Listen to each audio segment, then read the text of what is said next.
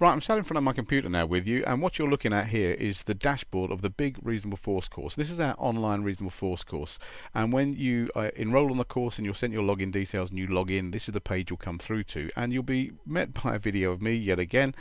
And the purpose of the video is to welcome you onto the course and to give you a little bit of overview and a bit of navigation around the course to help you find your way around the various modules. But if you look above the video, you'll see there's Module 1, Module 2, Module 3, so on and so forth, up to Module 7. They're the various modules that make up each component part of the course. So what I'm going to do now very quickly is just take you through each module in turn. And what you'll get when you go onto Module 1 is obviously an introduction from me to give you a bit of preliminary information about the module. Then there's 3 presentations under there, Reasonable Force 1, 2 and 3. Underneath those presentations we have 5 presentations from Professor of Law Gary Slapper. Now, Professor of Law Gary Slapper, he's the head of the law faculty for the Open University Law Department, writes for the Times, is a very eminent lawyer in his own right, very published, very well known. There are 5 presentation segments there from Professor Slapper himself. Now these presentations with this gentleman are not available anywhere else because I personally interviewed him and got him to talk about the things that we wanted to talk about specific to the use of force with regard to self-defense and restraint.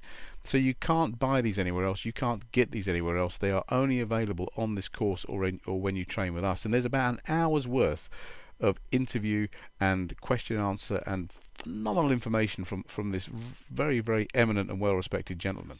Then we move on to the Human Rights Act, which is in Module 2. Once again, there's an introduction to the module and there's a summary from myself to help you with some preliminaries and then to encapsulate what you've learned. But there's an interview on here with John Wadham. Now, John Wadham is another very, very well respected and eminent legal mind in this country. He was the Group Director of Equality and the Human Rights Commission. He was Director of the Independent Police Complaints Commission, and this again is a unique interview that we got with him. Now, as far as I know, he doesn't give interviews, and we managed to get an interview with him a couple of years ago, and he talks about the human rights, and he talks about it specifically in relation to the use of force, and you will be absolutely amazed at some of the things he's going to tell you which contradict what people are subjectively talking about out there. And he's talking about it from a human rights perspective. So this is a very powerful interview in its own right, coming from a very, very highly qualified and well-respected lawyer in his own right. There's then the human rights presentations that we give down here.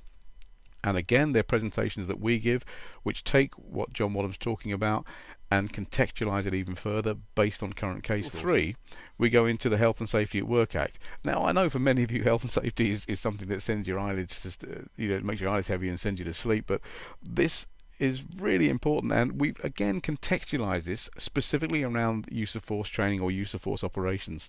So we're going to go through the health and safety legislation. There's 3 presentations there. Now, presentation 4 is about positional asphyxiation, and positional asphyxiation, I'm sure many of you are aware of, if not all of you are aware of, is about the risk of death during restraint. And one of the things about this presentation that's really interesting is we have a very, very eminent lawyer, a gentleman called Michael Mansfield QC, who many of you will know about and have heard of, and some of you may not have, but he is basically the most radical lawyer this country's produced.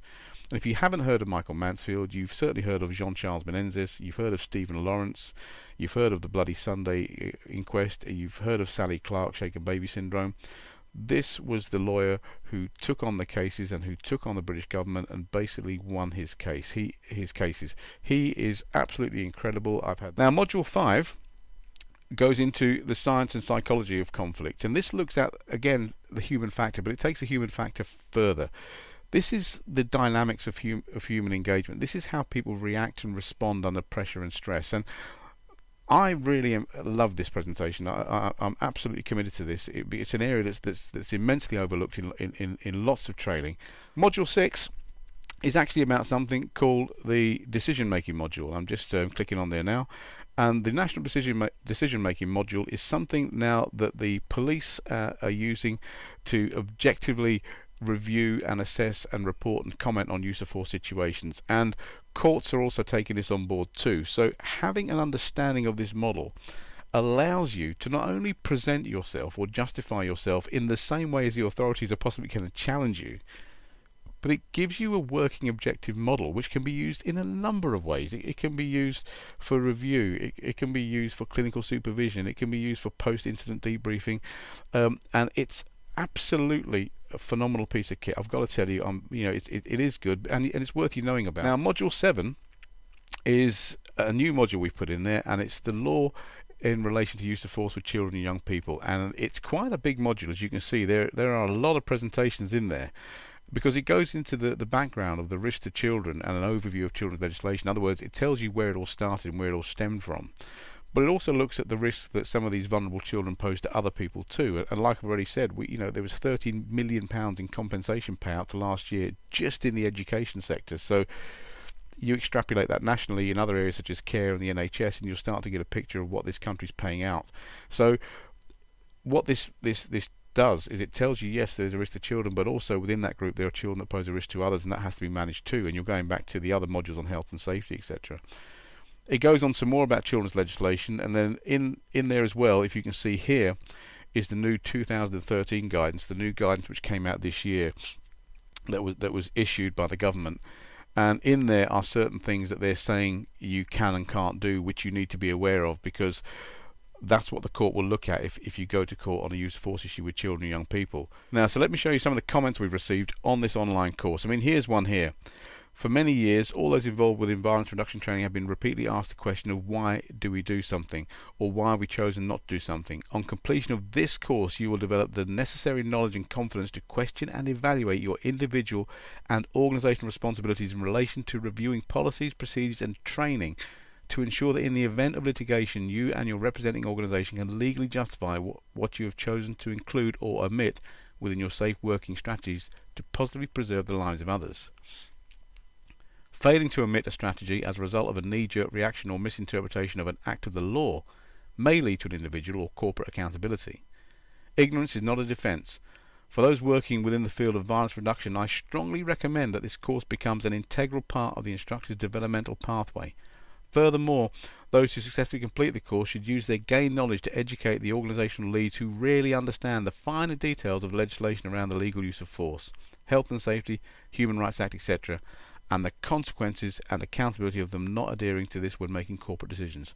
Well done, Mark. Excellent course. Here's another one. Very enjoyable, informative and comprehensive course. Would recommend this to all who teach physical interventions regardless of their sector. A big thanks, Mark, for providing such an important course. The information provided was plentiful as well as enjoyable and easy to follow. I look forward to following your blogs as well as doing more courses under you. Excellent short course, Mark. Mark has vast knowledge of this subject and breaks it down into manageable modules. Very cost effective considering the amount of invaluable interviews and tutorials. And it goes on, I mean, here's another one here. Just gone through the whole course and I'm in the process of checking my work. Frankly, this is the best course I've done regarding reasonable force. Everything is covered. This information is essential if you are a physical interventions instructor and or a martial artist like myself. I have always explained to my students that you can't go around whacking people whenever and however you want, and not only do you have to fight for your assailant, but the law after that. This course has increased my existing knowledge 100-fold. If you haven't done this course, you don't know what you're talking about. Simple as that. Again, great course, full of key information that enhances and boosts my already held qualifications. Many thanks to Mark for all your assistance in helping me register and proceed through the military standard learning credits. I'll return for more qualifications soon. And it's great. I mean, the people here love it. I mean, here's another one. I've just finished the course and found it very informative and useful. The videos of Gary Slapper and John Wadham were very good. The comments by Michael Mansfield on restraint were excellent. I also like the national decision model and think this will prove to be a very powerful tool. All the video presentations work perfectly with no buffering. The people who commented they were buffering just must have had a slow internet connection. They were all fine for me. This is an excellent course and would recommend it for anyone involved in training or management of self-defense or restraint in any environment. I mean, there are loads and loads, and I'm not going to bother taking you through them. I mean, when you register, you can have a look for yourself. But this course is something that we are extremely, extremely proud of.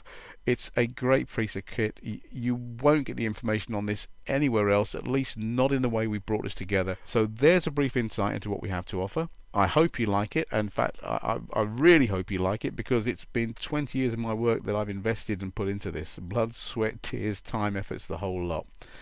Thank you for listening, and I'll speak to you soon.